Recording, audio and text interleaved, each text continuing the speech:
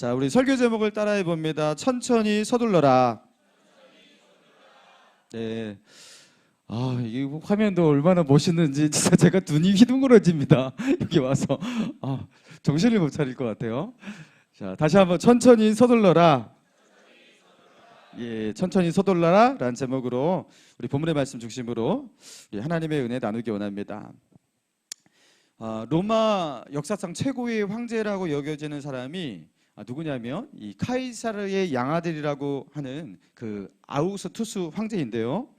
이 아우구스투스 황제 이후로 로마는 약 200년간 팍스 로마나 전성기를 구가하는 그 로마 제국 시대가 펼쳐지게 됩니다. 자, 그런데 이 대단한 황제 아우구스투스의 좌우명이 무엇이었냐면, 자, 따라해 보세요. 페스티나 렌테. 제가 갑자기 까먹었어요. 이게 라틴어라서. 자, 따라해 봅시다. 페스티나 렌테. 예, 페스티나라고 하면은 이게 서둘러라란 뜻이고 렌테는 천천히란 뜻이에요. 그러니까 서둘러라 천천히. 근데 이제 우리는 이제 부사가 보통 이제 앞에 오니까 우리 어순으로는 천천히 서둘러라 설교 제목을 그렇게 한 거예요. 여러분, 되게 모순적인 말이에요. 서두르는데 어떻게 천천히 하라는 소리인지 이게 말이 안 맞잖아요. 그죠? 이해가 어렵습니다. 자, 그런데 이 아우구스투 황제의 이렇게 삶을 보면 왜 이런 좌우명이 그에게 있었는지를 알게 된다라는 거예요.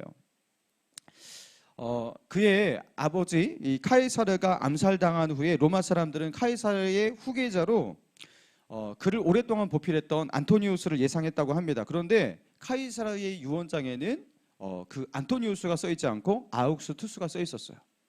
모든 사람의 예상 밖으로 이 아우구스투스가 황제가 된 거예요. 너무나 젊고 경험이 없는 그 사람, 한낱 애송이에 불과하다고 여겼던 그 어린아이가 이제 황제로 등극하게 된 거예요.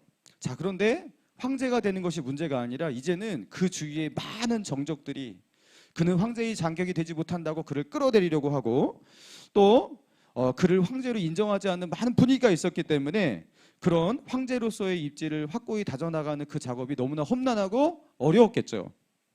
자, 그런데 그런 어려운 상황 속에서 이 아우구스투스는 서둘러야 한다. 내가 황제로서 이 로마의 권력을 이렇게 내 아래 이게 잘 이렇게 만들려면 내가 이렇게 게으르면 안 된다. 내가 서둘러야 한다. 자, 그런데 그 서두르면서 절대로 실수해서는 안 돼. 절대로 침착함을 잃어서는 안 돼. 그러면서 그가 만든 이 자기의 좌우명인 거예요. 페스티나한테 천천히 서둘러라. 서둘러라 천천히. 여러분, 그리스도인이 이 땅을 살아갈 때 여러분 우리에게 필요한 말이기도 합니다. 여러분, 우리의 젊음의 시간들, 인생의 시간들 여러분 금방 지나갑니다. 그죠? 금방 지나갑니다. 그래서 우리는 좀 서둘러야 할 필요가 있어요. 여기 우리 청년분들도 굉장히 많으신 것 같아요. 청년분들 손 들어봅시다. 미혼 별로 없나요? 야, 다 청년분 같아서 제가 목소리도 다 청년의 그 아리따운 목소리 나오고 막 그래서 거의 다 청년분인 줄 알았는데, 자, 근데 이 청년분들 이제 연애하셔야 돼요. 연애만 하는 게 아니라 연애하시는 분들은 빨리 결혼도 하셔야 돼요. 그죠? 근데 시간이 가면 갈수록 불리해지기도 합니다. 그죠? 예, 서둘러야 돼요. 이게 저주하는 거 아니에요. 좀 서둘러야 돼요. 자, 그리고 결혼하신 분들은 또 결혼하니까 된 게 아니라 그때부터 또 전쟁 같잖아요. 그죠? 내 집장만 하나 하는 게 그게 얼마나 어려운지 여러분 그것 때문에 또 서둘러야 돼요. 자식 키우고 살려면 또 서둘러서 열심히 돈을 벌어야 됩니다. 뭐 청약도 해야 됩니다. 부동산 공부도 해야 됩니다. 재테크도 공부하시고 막 서둘러야 돼요. 세상은 우리에게 자꾸 서둘러야 한다 그렇게 말해요. 자, 그런데 믿음의 사람들은요 여기서 더 서둘릴 게 또 있어요. 우리는 신앙생활도 이렇게 게으르게 해서는 안 돼. 그죠? 서둘러 해야 돼요. 그래서 여러분 여기에 나오신 분들 갈급해서 나오신 분도 있지만 정말 성실해서 정말 내가 기도해야지, 내가 하나님을 찾아야지 그런 마음으로 나오신 줄 믿습니다. 예. 그래서 오늘 내가 이 밤에 기도하지 않으면 내가 하나님 못 만나는데 하나님과 가까워지기 위해서 정말로 하나님을 찾는 마음으로 그렇게 나오셨단 말이에요. 잘하시는 거예요. 잘하시는 거예요. 여러분, 그런데 자, 믿음의 사람들이 이렇게 서두르고 있는 지금 이 순간, 자, 우리가 보내고 있는 이 순간순간들, 여러분 이것은 우리 인생 가운데 다시 돌아오지 않은 이제 지나가 버리는 순간이 된다라는 거예요. 너무나 귀한 순간순간을 우리는 맞이하고 있다라는 겁니다. 사람은 살고 태어나서 다시 태어나서 또 살 수 있는 윤회 같은 새로운 기회가 우리에게 주어지지 않아요. 하나님은 우리에게 단 한 번의 기회만 주신단 말이에요. 단 한 번의 인생만 살 수 있게 하신단 말이에요. 자, 그래서 하나님께서 우리에게 주신 그 인생, 지나가는 순간순간들 속에 여러분 그게 뭐가 있습니까? 거기서 그 순간 속에서 우리가 꼭 하나님께 드려야 할 순종이 있어요. 근데 그 순간이 지나가면 하나님께 드리지 못할 순종이에요. 또 그 시간 속에서만 하나님께 드릴 수 있는 예배가 있어요. 그 시간이 지나가면 더 이상 그 예배는 드릴 수가 없습니다.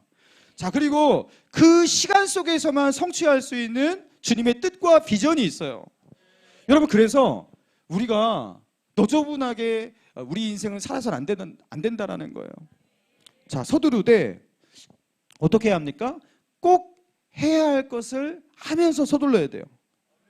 자, 그래서 다시 따라해 봅시다. 천천히 서둘러라. 페시나 렌테. 여러분, 이거를 자기의 삶으로 살아낸 신앙의 인물이 있는데 그게 누구냐? 자, 오늘 본문의 주인공인 누구예요? 예, 다윗이에요. 다윗. 자, 오늘 본문 1절. 자, 1절부터 3절까지. 자, 한 목소리로 한번 읽어봅시다. 1절부터 시작. 사람들이 다윗에게 전하여 이르되 보소서 블레셋 사람이 그일라를 쳐서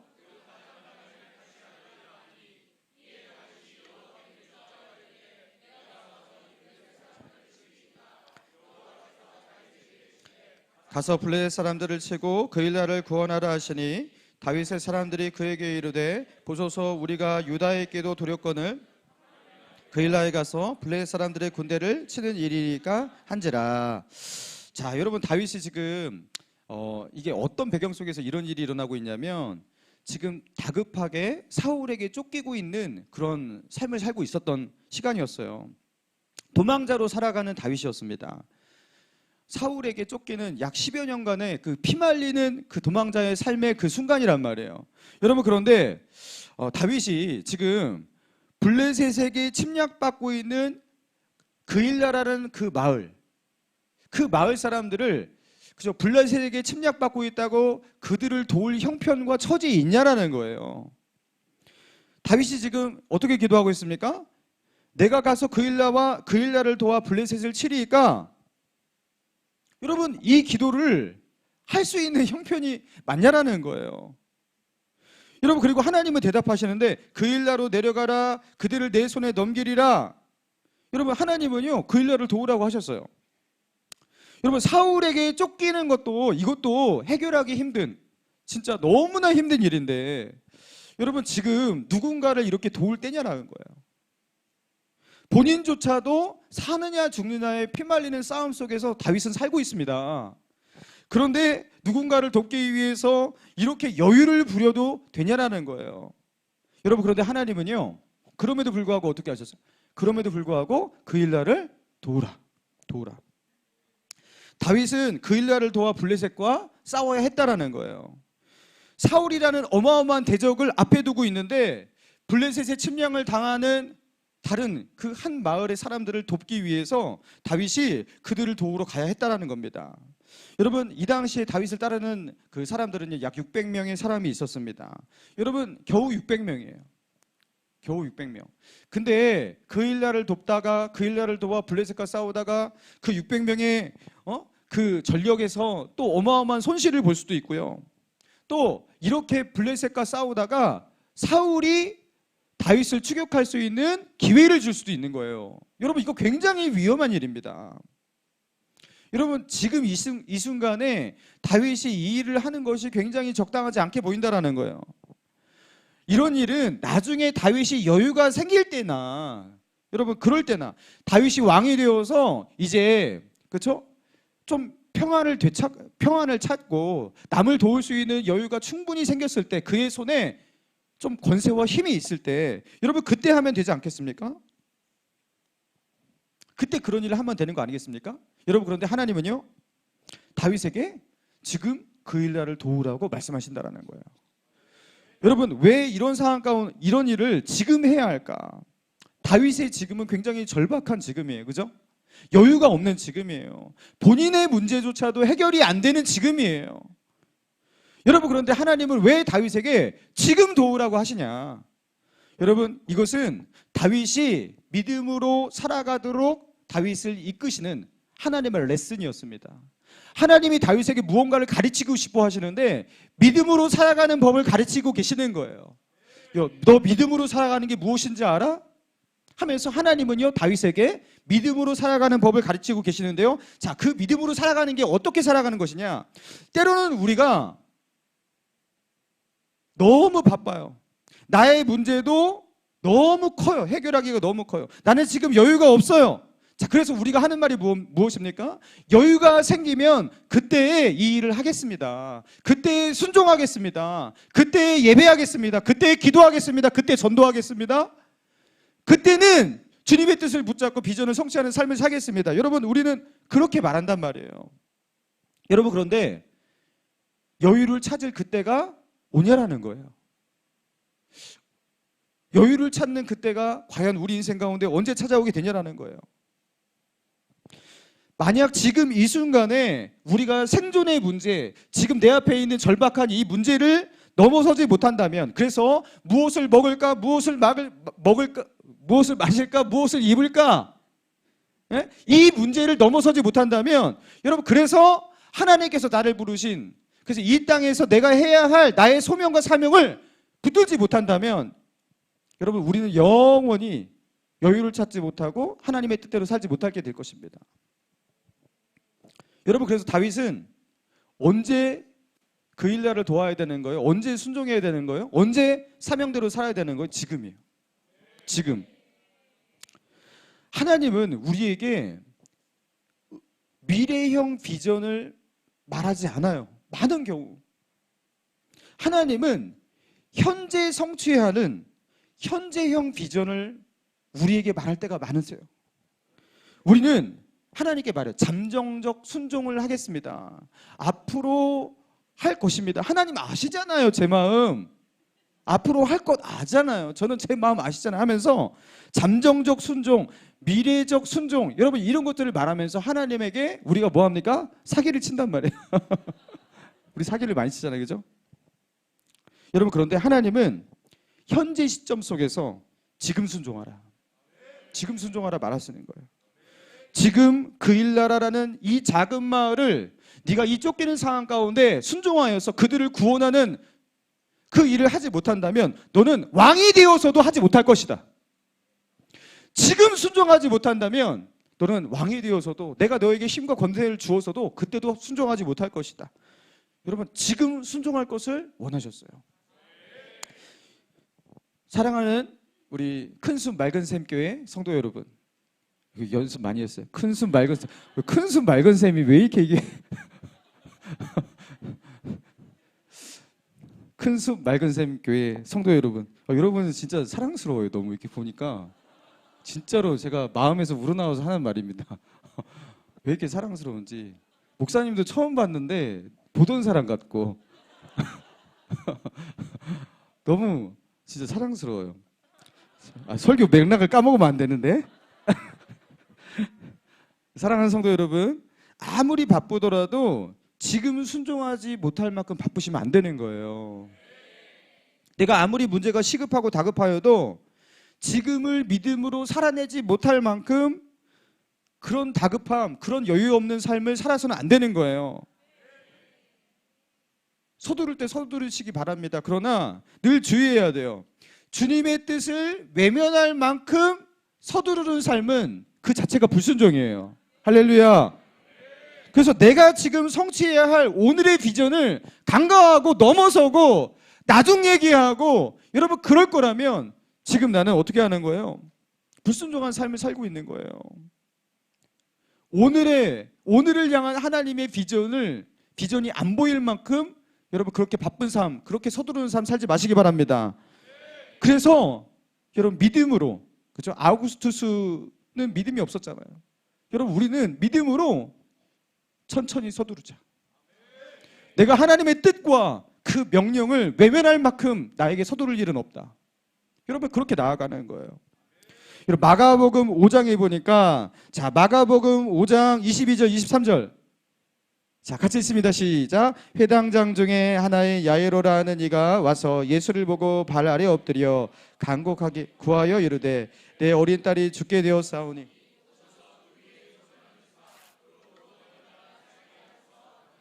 자 예수님께서 지금 회당장의 회당장 야이로의 딸이 죽게 되었습니다.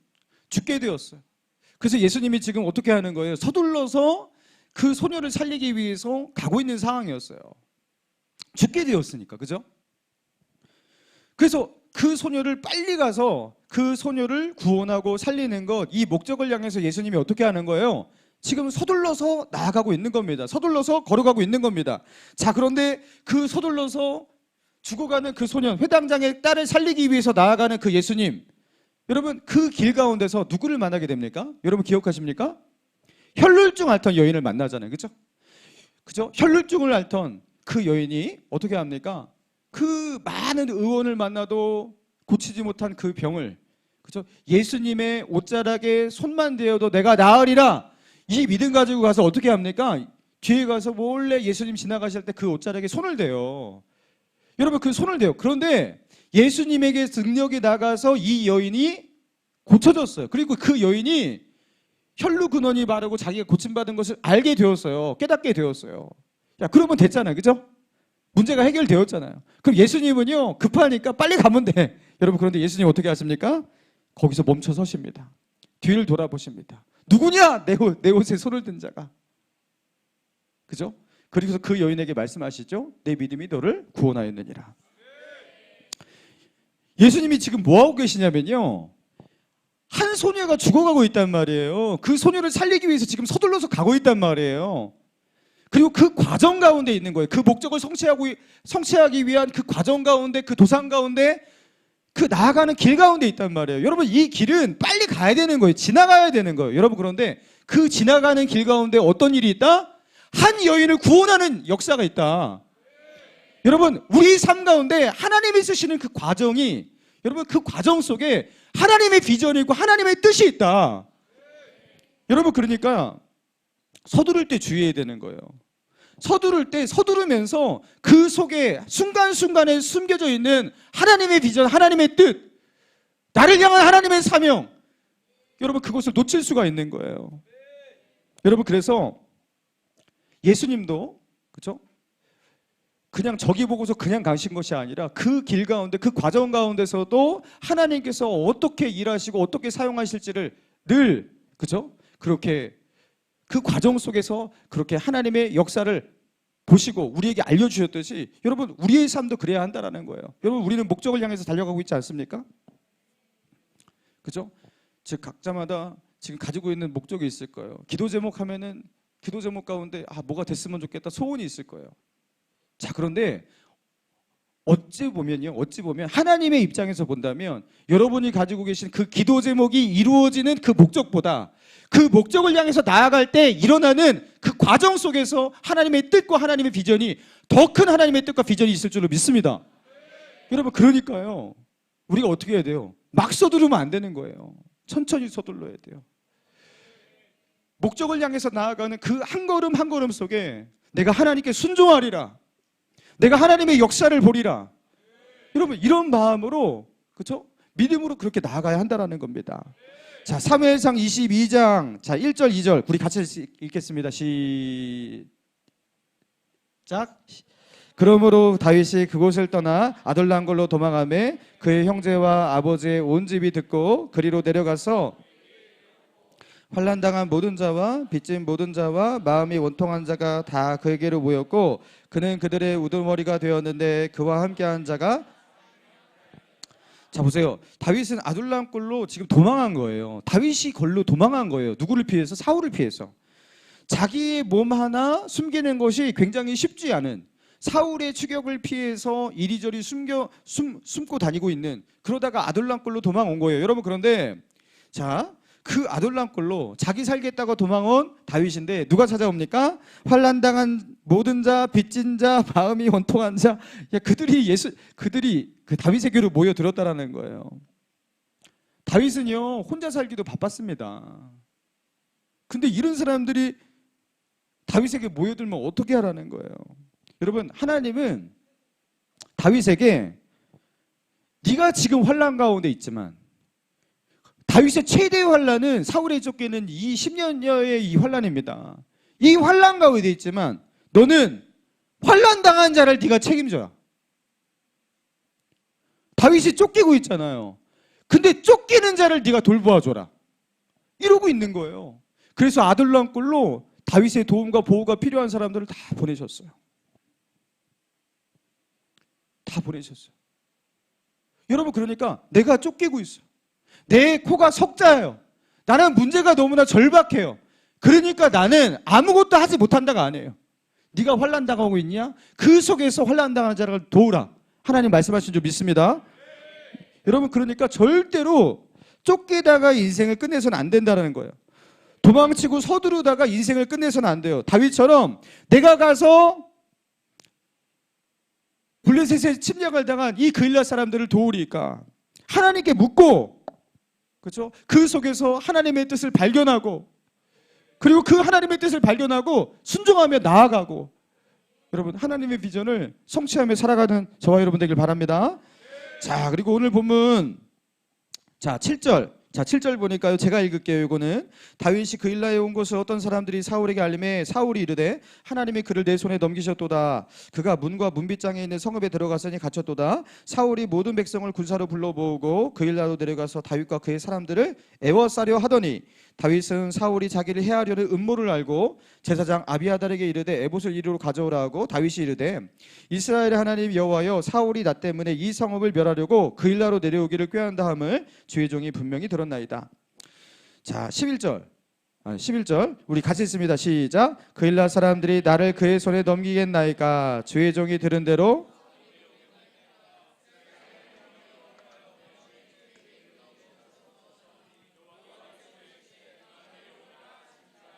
예. 자, 그리고 12절도 시작. 다윗이 이르되 그일라 사람들이 나와 내 사람들을 넘기겠나이까 하니 여호와께서 이르시되 그들이 너를 넘기리라 하신지라. 자, 블레셋으로부터 그일라를 구원하는 것에 성공한 다윗이었어요. 자, 그 기쁨도 잠시. 다시 다윗은요 본인이 처했던 절박한 문제, 여러분, 그것이 다시 보이기 시작합니다. 사울이 다윗을 잡겠다고 그일라 성읍 가운데 들어가 있다라는 소식을 알고 절호의 기회다, 성곽으로 둘러싸이는 그일라 동화되든지다 하면서 사울이 그일라를 포위해서 잡으려고 했던 거예요. 여러분, 이런 상황 속에서 다윗이 사울의 추격이 다시 시작되는 거잖아요. 여러분, 다윗이 선택할 수 있는 선택지가 두 가지였습니다. 첫 번째, 그일라 주민들과 함께 그일라 사람들아 나의 편이 되어줘 하면서 성 안에 머물면서 사울과 맞서 싸우는 거예요. 난 더 이상 이리저리 피하면서 이 굴로 저 굴로 뭐 이 나라로 저 나라로 피하면서 사울에게 추격당하기 싫어. 도망자로 살기 싫어. 그일라 사람들아 나와 함께 싸워줘. 내가 너희를 도와줬잖아 하면서 그일라를 자기들 편으로 만들어갖고 사울과 대항하며 싸우는 거예요. 이게 첫 번째 선택이에요. 자, 두 번째 선택은 다윗이 그일라에 머물러서 그일라의 도움으로 뭐 사울과 맞서 싸운다 하면 좋겠지만 그일라 사람들이 다윗을 배신할 수도 있잖아요. 그러니까 이 그일라를 의지해서는 안 된다. 그곳을 떠나서 다시, 그죠? 이렇게 사울을 피해서 그렇게 도망 다니는 거예요. 이 그일라 사람들을 의지해서는 안 돼. 그리고 그일라 사람들도 위험일 수 있으니까. 자, 여러분, 이 둘 중에 어떤 선택지가 좋을까? 다윗은 고민했을 겁니다. 그리고 다윗 안에는요 그런 마음이 있었을 거예요. 이 계속 도망 다니면서 이렇게 살아가는 거 너무나 힘들어. 지쳤어. 언제 잡힐지도 모르는데 이런 불안한 삶을 어떻게 계속 살아? 그러면서 그일라에서 사울에게 맞서는 선택을 하는 것이 좋다고 그렇게 생각하고 지금 이 기도를 하고 있는 거예요. 다윗이 이르되 그일라 사람들이 나와 내 사람을 사울의 손에 넘기겠나이까?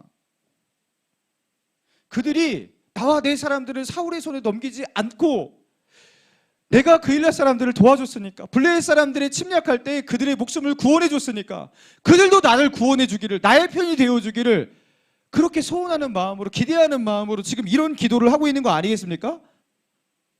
그일라 사람들이 내 편이 되어줘서 나를 사울에게 넘기지 않겠습니까? 하면서 묻는 거 아니겠어요? 여러분, 그런데 하나님은 어떻게 말씀하세요? 여호와께서 이르시되 그들이 너를 넘기리라. 그일라 사람들은 너 배신해. 너 넘겨줄 거야. 이렇게 말씀하셨어요. 자, 그러면서 13절이에요. 13절 시작. 다윗과 그의 사람 600명 가량이 일어나 그일라를 떠나서 갈 수 있는 곳으로 갔더니 다윗이 그일라에서 피한 곳이 어떤 사람이 사울에게 말하매 사울이 가기를. 자, 이게 되게, 이 13절을 읽을 때 참 마음이 그래요. 아니, 기껏해서 그일라를 그렇게 도와줬던 사울인 다윗인데 다윗은 지금 어떻게 하고 있는 거예요? 다시 똑같이 옛날같이, 그죠? 그렇게 정처 없이 그렇게 도망자의 삶을 살아야 했던 거예요. 다윗이 그일라를 도왔던, 그죠? 그일라의 그 많은 사람들의 목숨을 구했던 그 일이 다윗에게는 아무런 도움이 안 된 것 같아요. 되게 허무해 보여요.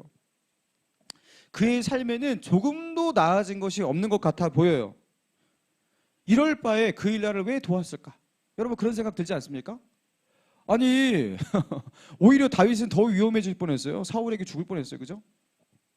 블레셋과 싸우다가 블레셋에게만 죽일 뻔한 게 아니라 이제 사울에게도 죽을 뻔했단 말이에요. 그일라에게는 배신당하고. 여러분, 이런 그일라를 뭐라 도와? 안 도왔으면 좋았을 뻔했다. 쓸데없는 짓 했네. 고마운 줄도 모르고 나에게는 하나도 좋은 일이 없는데. 여러분, 정말로 쓸데없는 짓을 했던 것일까?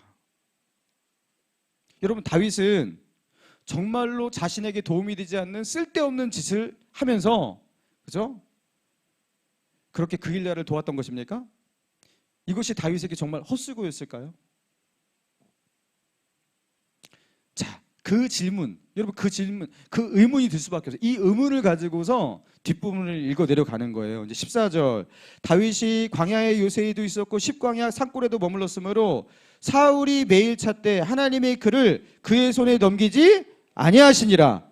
자, 사울이 매일 다윗을 찾았지만 다윗을 붙잡을 수 있었어, 없었다? 예, 없었어요. 왜요? 그 이유가 뭐예요? 하나님이 그를 어떻게 하셨기 때문에? 예, 사울의 손에 넘기지 않으셨기 때문에, 하나님께서 넘기지 않으셨기 때문에 다윗은요 사울에게 붙잡히지 않았어요. 사울이 다윗을 붙잡을 수가 없었어요. 자, 그리고 결정적인 그 장면이 무엇이냐면 24절 이하인데, 쭉 넘어서 24절 이하에 보니까 그것도 나옵니까 혹시? 24절? 아, 준비가 안 됐군요. 성경책 없이 제가 알려드릴게요. 자, 10이라는 24절이에요. 14절이 아니라. 예. 자, 24절 보니까 그들이 일어나 사울보다 먼저 시브로 가니라. 다윗과 그의 사람들이 광야 남쪽 마온 광야 아라바에 있더니. 25절. 사울과 그의 사람들이 찾으러 온 곳을 어떤 사람들이 다윗에게 아뢰매 이에 다윗이 바위에 내려가 마온 황무지에 있더니 사울이 듣고 마온 황무지로 다윗을 따라가서는 사울이 산 이쪽으로 가며 다윗이 그의 사람들이 산 저쪽으로 가며 다윗이 사울을 두려워하여 급히 피하려 하였으나 이는 사울과 그의 사람들이 다윗과 그의 사람들을 에워싸고 잡으려 함이었더라. 자, 이제 나오는군요. 자, 보니까 지금 다윗이 어떤 상황이냐면요, 사울에게 에워싸여서 포위된 상황입니다. 지금 이게 황무지에 있는 10사람들이 사울에게 다윗의 위치를 정확하게 그렇게 알려주었어요. 밀고 했어요. 그래갖고 다윗이 지금 어디 있습니다. 우리가 그 지형과 그 위치를 다 잘 알고 있습니다. 그러니까 다윗을 이렇게 포위하면 됩니다 하면서, 그죠?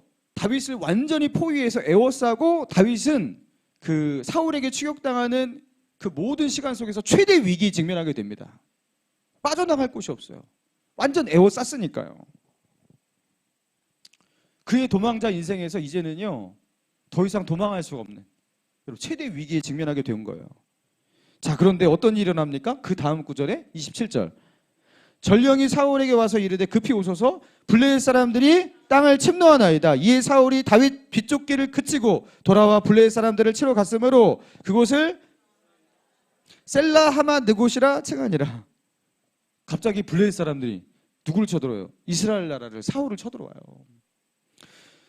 그래서 다윗 하나 잡겠다고 블레셋이 지금 그냥 이스라엘을 쳐들어왔는데 그것을 방비하러 나아가지 않을 수가 없잖아요. 그러니까 다윗이 사울을 에워쌌던 그 군대를 물릴 수밖에 없었어요. 다윗을 포위하고 있었던, 이거는 완벽한 포위망인데 그 포위망을 걷어낼 수밖에 없었어요. 여러분, 그래서 사울은요, 할 수 없이 블레셋을 막기 위해서 군대를 철수시키고 회군합니다. 절묘한 타이밍이죠, 이거. 다윗이 에워싸이는 그 순간, 그 포위망이 좁혀오는 그 순간, 하나님께서 다 잡은 다윗이었거든요, 사울의 입장에서는요. 근데 다윗의 입장에서는 이거 완전히 잡힌 순간이었어요. 근데 하나님께서 그 포위망을 열어주셨다. 여러분, 우리가 그 다윗이 이래저래 잘 피하고 다닌다, 역시 여러분, 그 팔레스타인 땅은요, 우리나라의 강원도보다도 뭐 그 정도보다도 크거나 작거나 요 정도의 그 크기입니다. 그게 엄청난 크기가 아니에요. 강원도보다도 조금 더 작은 여러분 그런 느낌의 그 팔레스타인이라는 말이에요. 여러분, 그런데 거기서 요리조리 피하는 게 얼마나 힘드냐고요. 그죠? 사울이 볼 때 이거는 언젠가 잡을 수 있을 것 같은데, 잡혀야 되는데, 여러분 그런 일이었어요. 여러분, 그런데 사울이 잡을 수 있었다 없었다? 다윗을 잡을 수 있었다 없었다? 예, 하나님께서 잡을 수 없게 하셨어요. 자, 하나님께서 다윗이 그 일날을 도우면서 하나님을 먼저로 놓았어요. 자기가 지금 쫓기는 상황이었지만, 자기가 최대의 위기와 문제 속에서 그렇게 피말리는 삶을 살고 있었지만, 자기 코가 석자였지만 하나님께서 도우라고 하시니까, 그죠? 그 그일랴를 도우러 나아갔어요. 그리고 그 그일랴를 기껏 도왔더니만 그 그일랴 사람들은 다윗을 도울 마음이 없어요. 그일랴 사람들에게 전혀 도움을 받지 못했어요. 그들은 다윗에게 조금도 도움이 되지 못했습니다. 헛수고 같았습니다. 여러분, 그런데 결과적으로 누가 다윗을 돕고 있냐? 하나님이 다윗을 돕고 계시다. 여러분, 그일랴 사람들은 다윗에게 은혜를 갚았냐? 은혜를 갚지 못해요. 여러분, 그런데 하나님께서 더 큰 것으로 갚아주셨다. 그일랴 사람들은 다윗을 도와봤자 그 사울의 군대 앞에서, 여러분, 뭐 얼마나 다윗을 위해서 싸워주시겠습니까? 그 작은 마을이 얼마나 다윗을 위해서 그렇게 방어를 해주겠습니까? 다윗이 죽는 시간을 조금 더 뒤로 연기해 주는 것밖에는 뭐 해줄 것이 없단 말이에요. 그렇죠? 그런데 하나님은요, 다윗을 끝까지 보호하시고 도우신 줄로 믿습니다. 여러분, 하나님께서 다윗을 돕기 시작한다라는 것은 얘기가 달라지는 거예요. 하나님께서 다윗 편에서 다윗을 도우실 때, 여러분, 사울의 입장에서는요, 결코 다윗을 잡을 수 없다라는 얘기예요. 하나님이 다윗 편이 되시니까 사울은 절대로 다윗을 이길 수가 없어요. 절대로. 다윗이 하나님의 편에 서 있으니까 사울은 절대로 다윗을 이길 수가 없어요. 오히려 상황은 역전됩니다. 사울이 다윗을 잡으려고 하는데, 그죠? 누가 누구를 살려주죠? 다윗이 사울을 2번이나 살려줍니다. 누가 누구에게 은혜를 베풀죠? 다윗이 사울에게 은혜를 베풉니다. 뭘 말하는 겁니까? 여러분, 이 본문을 통해서 하나님이 우리에게 깨닫게 하시는 그 메시지가 무엇입니까? 그일랴를 도우라. 나에게 도움이 안 되는 일이에요, 그것은. 여러분, 그런데 나에게 도움이 안 되는 일이지만 하나님의 뜻에 따라 순종하며 나아간다면, 여러분, 그것은 하나님이 보실 때 최고로 남는 일이에요. 할렐루야. 하나님 바라보고 하나님의 갚으심을 바라보고 나에게 전혀 도움이 안 되는 그 일을, 그러나 하나님이 기뻐하시는 그 일을 할 때 하나님이 갚으시고 하나님의 은혜를 베푸시고 하나님이 나의 편이 되어서서 나를 위해서 싸워주신다. 여러분, 그런 은혜를 다윗이 경험하고 있는 것이에요. 그리고 우리도 다윗처럼 믿음으로 살아간다면 우리에게도 이런 은혜를 주실 것이다 말씀하신 줄로 믿습니다. 여러분, 그래서 다윗이요 시편 3편에 보면요, 자 같이 읽어볼까요? 시편 3편 5절 6절 시작. 이거는 제가 시작. 내가 누워 자고 깨었으니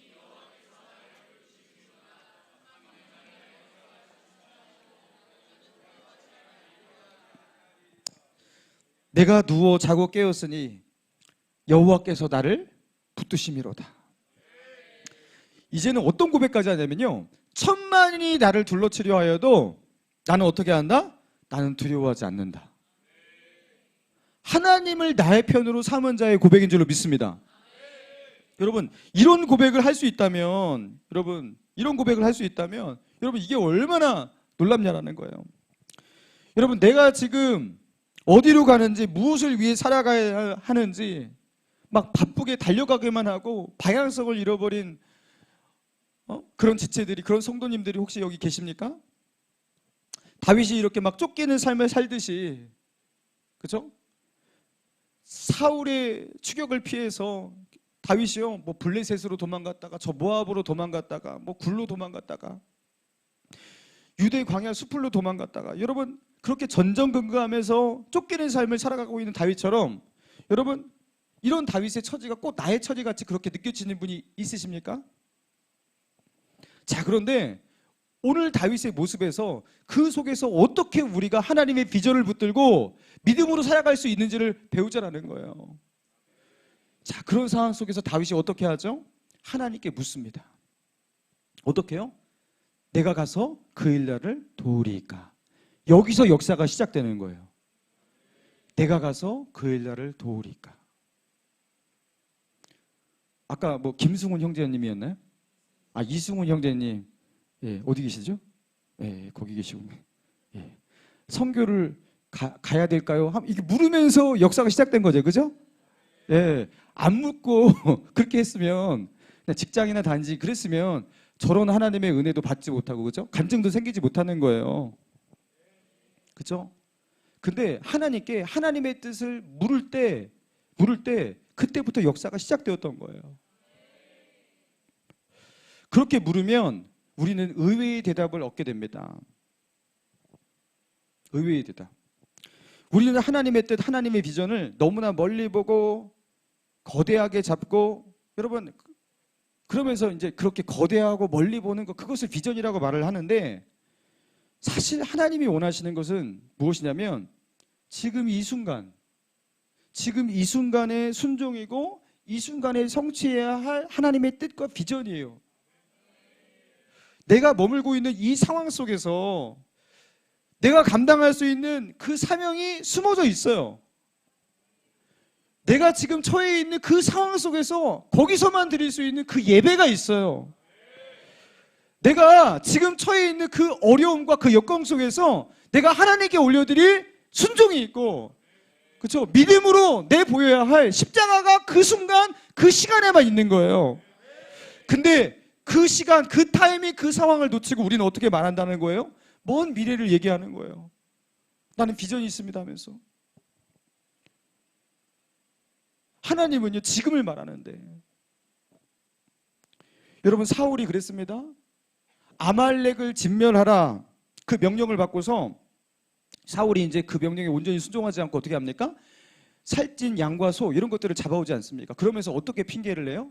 내가 이것을 가지고 하나님께 제사를 드리기 위해서, 내가 이 살찐 양과 염소를 그 소를 가지고서 하나님께 제사를 드릴 거라고, 내가 두고 보라고, 내가 이걸 가지고 하나님을 제사 드릴 거라고.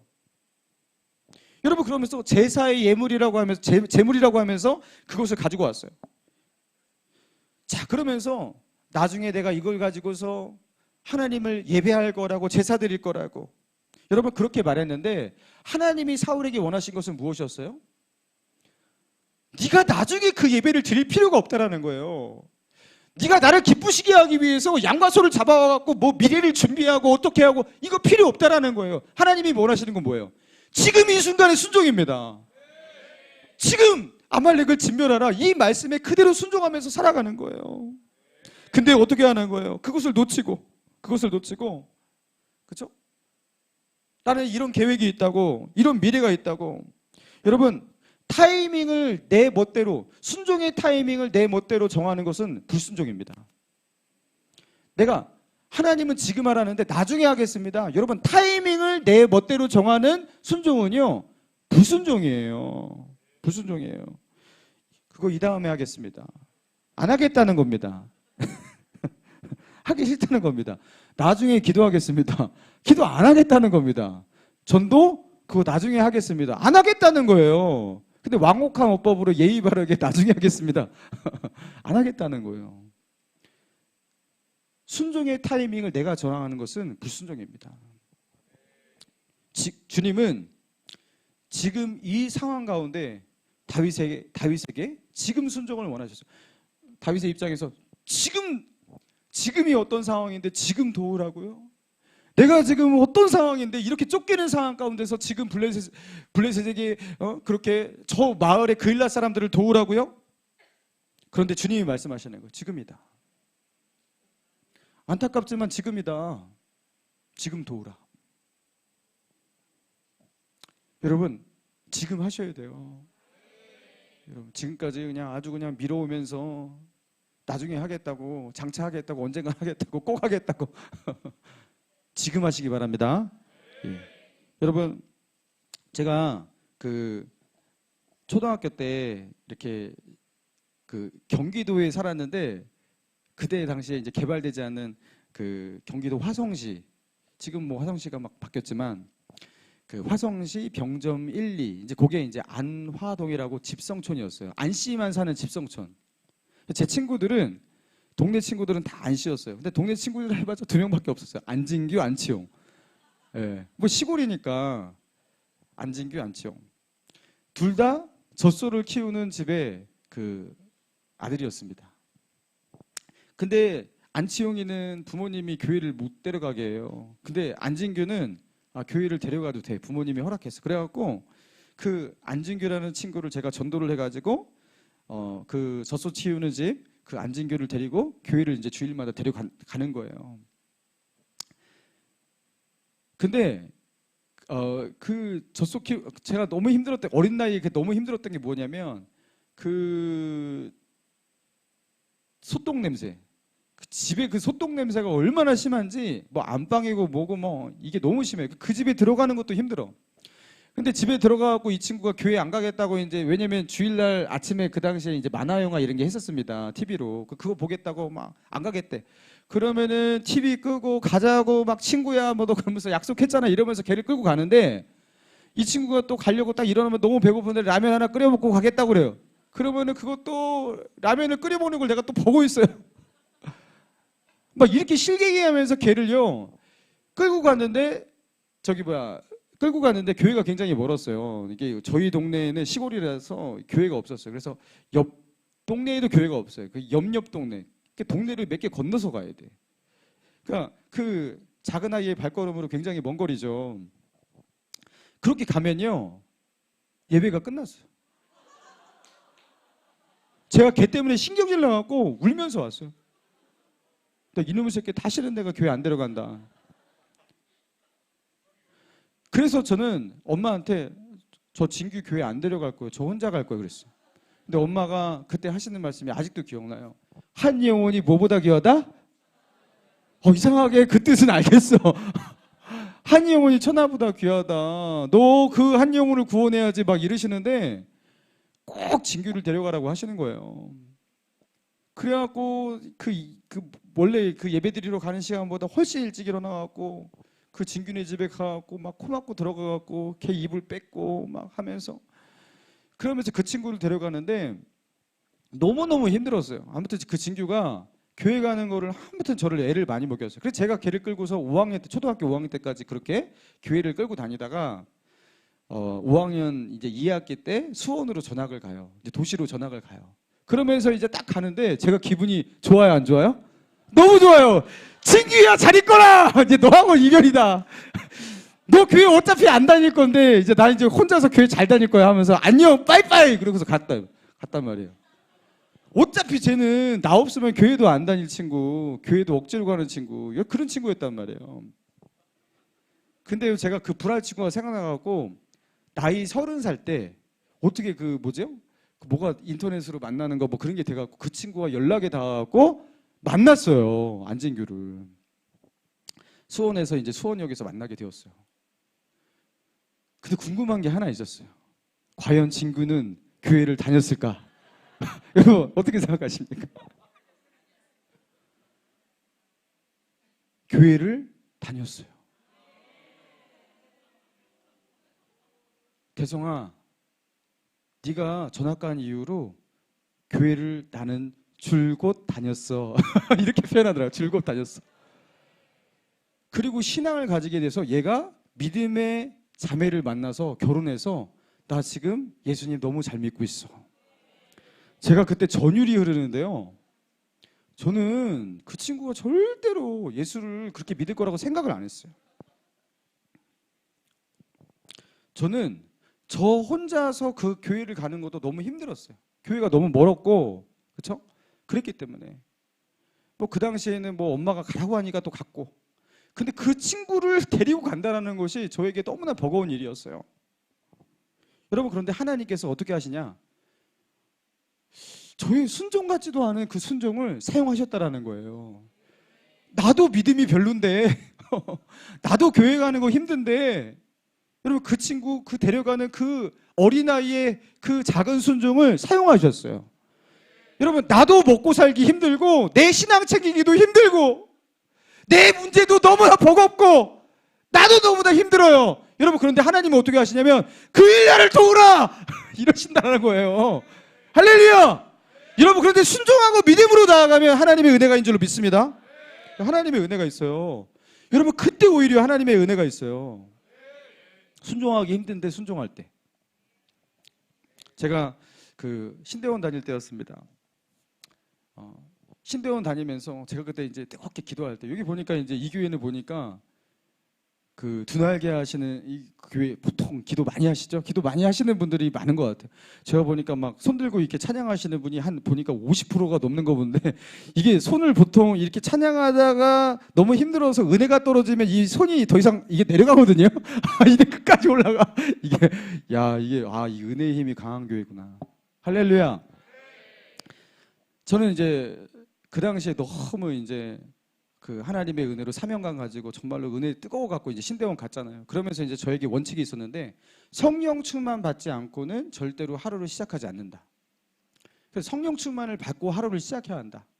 나는 전도사니까 최소한 내 밑에 나에게 맡겨진 그 어린 영혼들도 있는데 내가 성령 충만 받고 나는 무조건 하루를 산다. 근데 여러분, 성령 충만 속에서 여러분 그렇게 사는 게 쉬운 게 아니잖아요. 그죠? 그렇죠? 그 은혜가 그렇게 내 안에 넘치고 하나님의 임재 속에서 함께 하심 속에서 여러분 그렇게 살기 위해서 기도를 이게 대충 하면 될 게 아니잖아요. 기도 시간이 확보돼야 돼요. 여러분, 그런데 우리 김 목사님 신대원 다녀서 아시겠지만 신대원 얼마나 바빠요. 그죠? 리포트, 수업 장난 아니에요. 그 공부를 해내는 것 때문에 이 잘 시간도 부족해요. 근데 그 상황 가운데서 성령 충만 받기 위해서 기도도 해야 되고, 이게 시간이 너무나 없는 거예요. 그래서 제가 이제 원칙을 어떻게 세웠냐면, 이제 그 6시에 채플이 시작이 됩니다. 6시에 이제 새벽 채플, 새벽 예배가 이제 신대원에서 이제 기숙사 생활을 거의 다 하니까 시작이 되는데, 미리 일어나서 머리도 감고 책가방도 다 싸고 다 준비해갖고 수업들을 준비까지 싹 해갖고 저는 채플실에 갔어요. 그리고 이제 예배가 이제 30분 정도면 이제 새벽 예배는 끝나니까, 끝나고서 6시 30분부터 어떻게 하냐면 학교 수업 시작종이 8시에 울리거든요. 8시 울릴 때까지, 그때까지는 기도만 하는 거예요. 왜냐하면 성령 충만 받아야 되니까. 대충 뭐 1, 20분 기도해서 성령 충만 받을 수 없으니까. 그냥 나 혼자 사는 건 할 수 있어요. 나 혼자 그냥 뭐 예수님 배반하지 않고 믿음으로 살고 이런 거는 뭐 충분히 좀 적당히 기도해도 살 수 있어요. 그렇지만 내가 영향력을 끼치면서 은혜를 끼치면서 생명력을 이렇게 나타내면서 사는 거는 그렇게 해서는 안 돼. 그죠? 성령 충만해야 돼. 그러면은 기도를 쫙 하면 안 돼. 네. 하나님의 기름 부으심이 있을 때까지 무릎 꿇고 버티고 기도하고 부르짖고 이렇게 해야 된단 말이에요. 그죠? 그래서 제가 어떻게 했냐면 이제 무릎 꿇고 이제 신대원에서 주여 부르짖고 기도를 합니다. 그러면 1시간 30분 기도할 수 있는 시간이 나와요. 8시 직전까지 기도하니까. 종칠 때까지 기도했으니까. 그거를 매일 했어요. 근데 전사님들은 그래도 기도를 다 열심히 하시니까 그렇게 하는 거 아닌가? 여러분 그렇지 않아요. 예, 거기서 한 1000명 정도가 예배를 드린다 하면 그렇게까지 오래 기도하면서 남아있는 분은 몇 안 돼요. 왜냐하면 아침밥도 먹어야 되잖아요. 그죠? 예, 아침밥도 먹어야 되고 가고 세수도 해야 되고 그 수업 준비도 해야 되고 여성분들은 또 이렇게 화장도 해야 되고 뭐 해야 할 게 많아요. 근데 저는 해야 할 거 준비는 다 해갖고 아침밥은 안 먹어. 기도하는 거 성령 충만 받기 위해서 저는 아침밥을 항상 안 먹었어요. 아침밥을 안 먹으려고 해서 안 먹은 게 아니라 기도할 시간이 부족해서 못 먹었어요. 그래갖고 그렇게 기도를 했어요. 매일. 그렇게 기도하면서 때로는 그런 생각이 들었어요. 야, 성령 충만 받고 살려면 맨날 이렇게 살아야 되나. 야, 진짜 아침밥도 못 먹고 이게 너무 바쁘고 공부하는 것도 바쁜데 너무 시간이 없는데 이렇게 시간을 이렇게 만들어내기 위해서 많은 것들을 희생해야 되는 거예요. 피곤해도 들어가서 자지도 못하고 너무 피곤하면 그 시간을 채우기 위해서 그냥 거기서 그냥 장의자니까 이제 엎드려서 기도를 하다가 다시 일어나서 기도하고 그렇게 했단 말이에요. 그렇게 처절하게 나름대로 처절하게 기도했어요. 자, 그렇게 기도했는데 저는 그때 솔로였습니다. 솔로였습니다. 돈 하나도 없고 가진 것도 없고 그렇죠? 여자친구도 없고 매력도 없고 교회 가는데 이제 교회가 이제 한 100명도 안 되는 아주 작은 교회, 할머니들만 있는. 아무리 둘러봐도 결혼할 사람이 보이지 않아. 그냥 20대만 되면 아무나 보고 사랑할 것 같은데 20대 자매 자체가 없어. 소망이 없어, 소망이. 나는 어떻게 결혼할 수 있을까?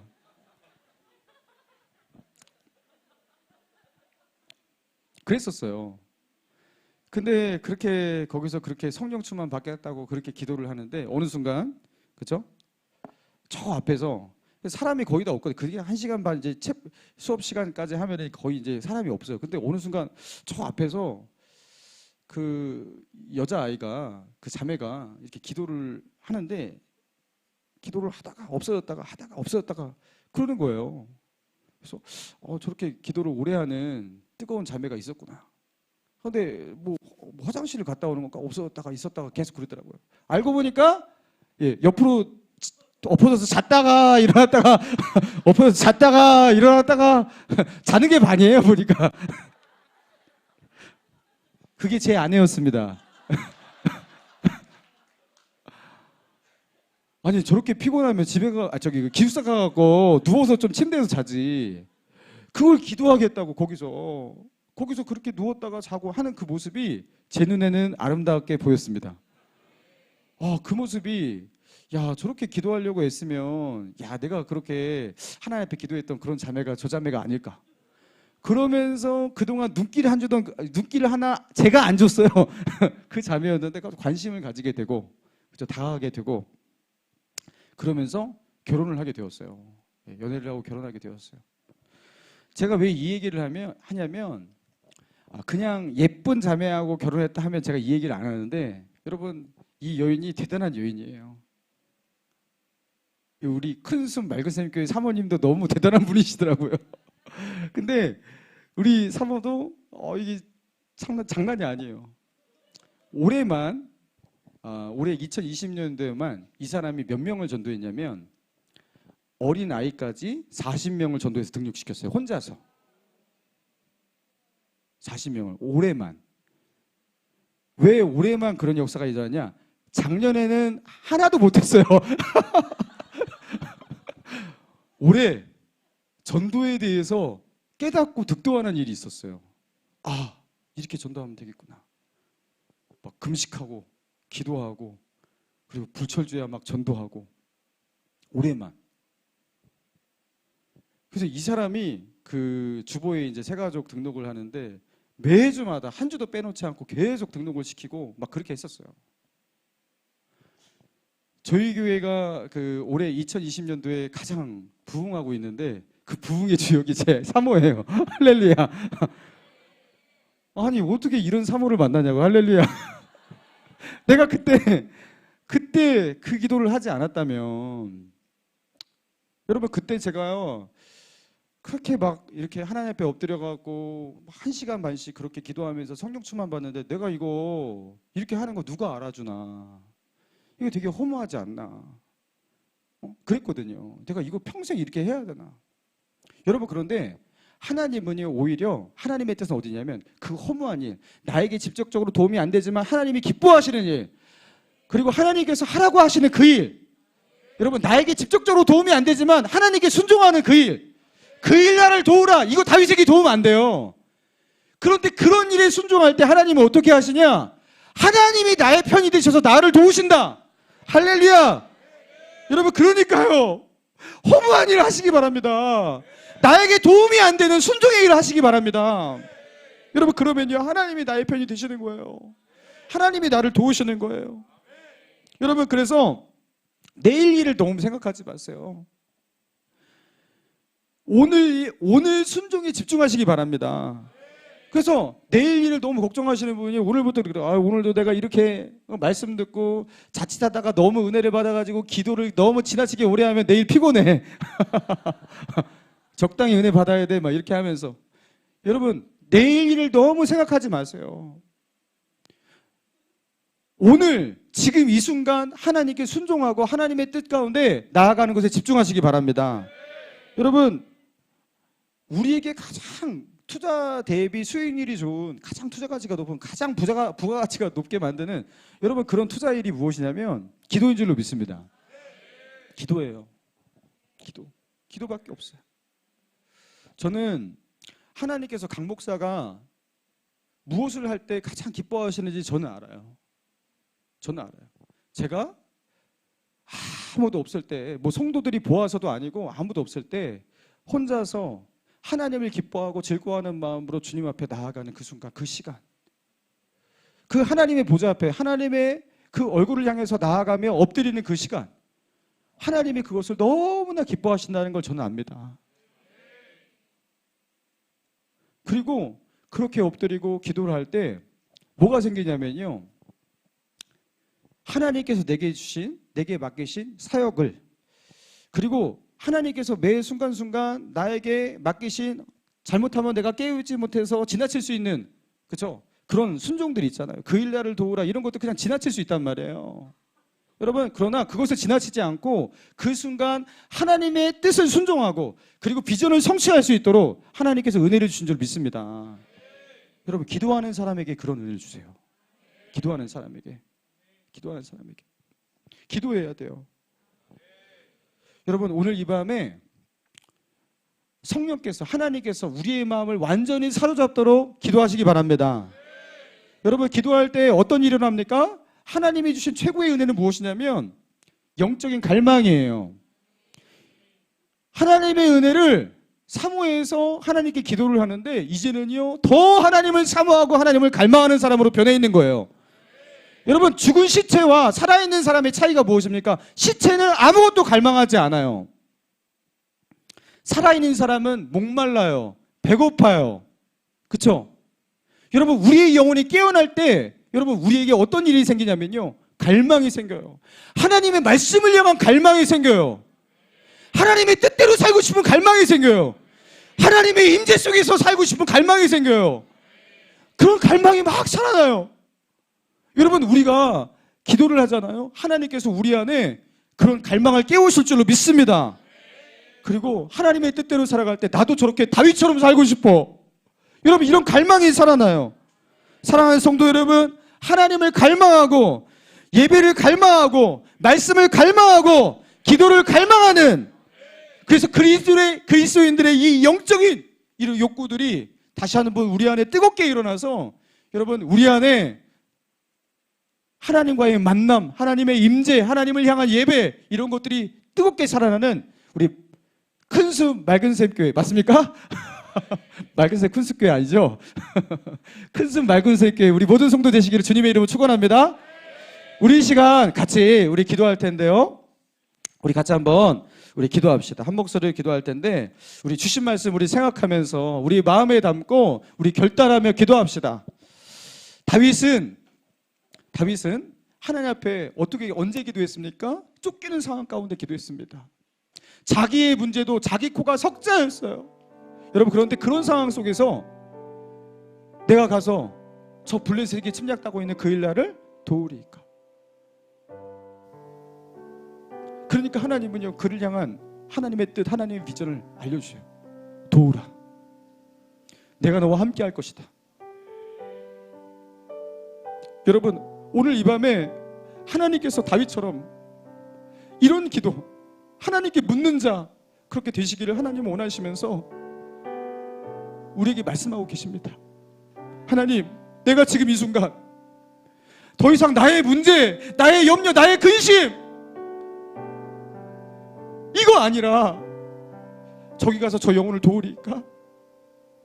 내가 이 하나님의 뜻대로 내가 이것을 하리까? 하나님의 뜻이 무엇입니까? 여러분, 하나님은요 그것을 묻기 원하시는 거예요. 그리고 그때 비로소 하나님의 뜻과 비전, 지금 이 순간 나를 향한 하나님의 뜻과 비전이 무엇인지를 깨닫게 하시면서 여러분, 우리가 이 쫓기는 삶 속에서도 어떻게 믿음으로 살아야 될지를 알게 하십니다. 나중에 다윗처럼 그렇게 고백하게 하시는 거예요. 천만이 나를 둘러치려 하여도 나는 편안히 자고 쉬리니 나는 두려워하지 아니하리이다. 다윗에게는 이제 믿음이 생기는 거예요. 쫓기는 상황 가운데도 쫓기지 않는 믿음. 하나님, 오늘 이 밤에 나를 사로잡아 주사 하나님, 다윗과 같은 사람 되게 하여 주시옵소서. 쫓기는 인생이 되지 않게 하여 주시고 하나님의 뜻과 비전을 성취하는 인생이 될 수 있도록 인도하여 주시옵소서. 내게 다윗의 믿음을 주시옵소서. 영적인 갈망이 살아나게 하여 주시옵소서.